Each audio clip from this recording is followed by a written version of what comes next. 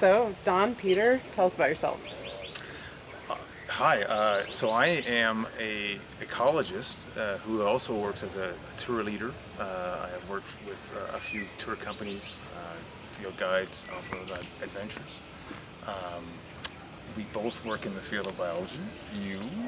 I am a biologist or an ecologist, and I work for the government, and I've done a bunch of research on birds, and I've had a association with universities so I can get grad students that can study birds and stuff. So, what did you guys think about Uganda before coming here? Good question. I found myself disappointed in myself, and that I hadn't really prepared much for coming to Africa, to the continent of Africa. It was always an intention of mine, and which country I would go to first was always a toss-up. So when I found out it was Uganda, I immediately sort of jumped into looking for the right information to give me a picture. But before that concept of even Uganda, I was kind of struck by other people's travels and nature documentaries, and I assumed that I was going to see a mix of forest, of savanna, of big game. Birds, I was kind of in the dark, and it was getting a field guide that really opened my eyes to the amazing diversity that was here. So that was a preconception that I'd be coming to see a lot of birds, as well as the big mammals. And for myself, I guess I'd never heard of anyone traveling to Uganda before, right?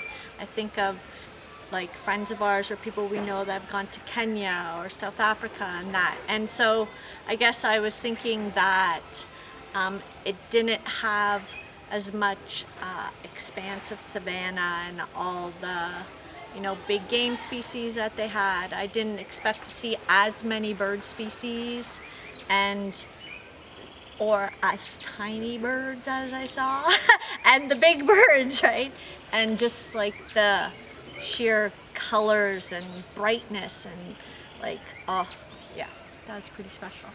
So, what was one of your favorite things on our trip through Uganda?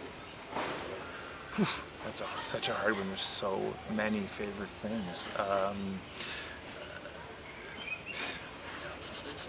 I think my immediate reaction would be just colors.